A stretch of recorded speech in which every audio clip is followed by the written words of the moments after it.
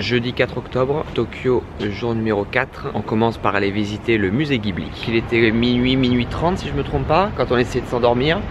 Et les téléphones ont commencé à hurler une sonnerie qu'on n'a jamais entendue avec des messages écrits en japonais. Il se trouve en fait qu'il y a eu un séisme de 4,6 sur l'échelle de Richter dans le sud-est de Tokyo et on n'a rien senti. Parce qu'on a une masse musculaire qui nous fait que en dessous de 6 on sent pas les séismes. Tout à fait.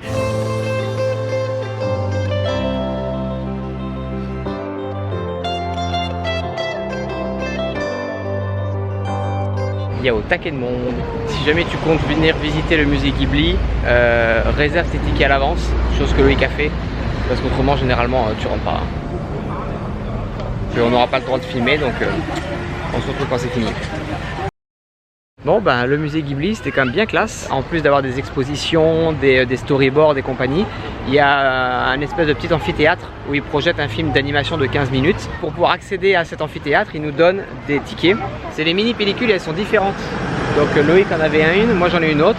Là maintenant on va marcher un petit peu, reprendre un peu le métro et on va au musée de l'animation. Là il flotte un petit peu plus, donc il va falloir qu'on ait acheté des parapluies. Konnichiwa. Là on est déjà mieux.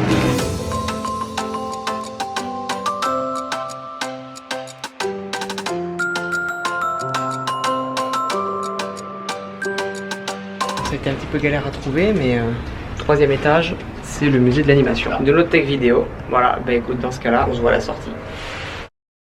Et ben c'était super classe. À notre arrivée, ils nous ont donné un espèce de stylo avec des écouteurs et on avait une carte avec les différents points. Au fur et à mesure qu'on progressait dans le musée, on avait juste à taper les différents numéros. À chaque point de la visite, on pouvait écouter en fait en français une explication rapide. Partie numéro 1, c'était les différentes techniques d'animation dans le temps.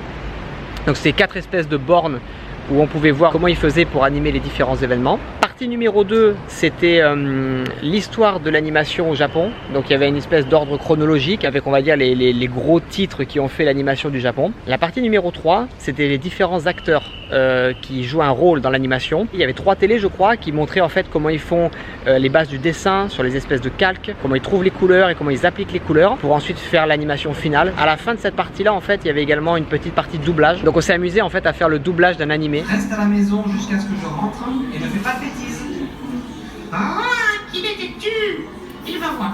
Je vais trouver le robot oiseau et il va être surpris. On va trouver de quoi manger parce que là ça fait quand même un petit moment qu'on n'a rien grignoté.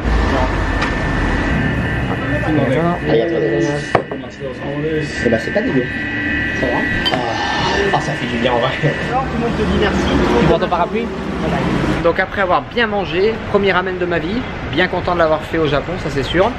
Donc là maintenant on va aller au G-World qui est un parc d'amusement, un parc d'attractions basé sur le magazine Jump qui édite les mangas tels que Naruto, One Piece. Donc on va prendre quelques métros, un peu de marche et on se retrouve là-bas.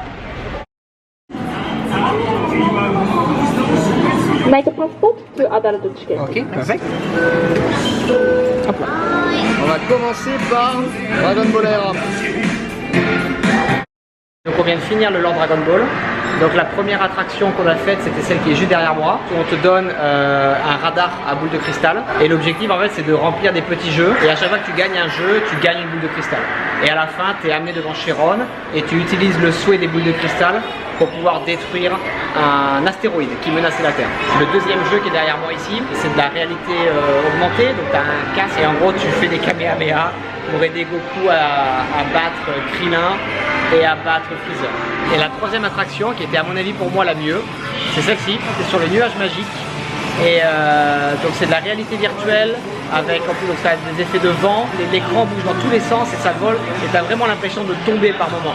C'est vraiment impressionnant. Allez, on part sur le prochain land. On est dans l'univers Naruto. Il n'y a qu'une seule attraction et c'était quand même de la merde. C'était bien pour les enfants de 4-5 ans mais franchement c'était quand même kitsch. Non mais il y a des gens qui ne savent pas si je peux. Mais si tu peux. Il faut garder ton équilibre sur la plaque et le pilote s'allume avec le temps. Oh oh!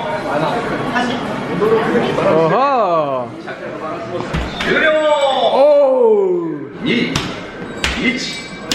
Ah bâtard! On vient de finir l'attraction One Piece qui était plutôt sympa. C'est la photo souvenir. Et Loïc, il a géré en fait. Il est dans les meilleurs scores de la journée. 1, 2, 3.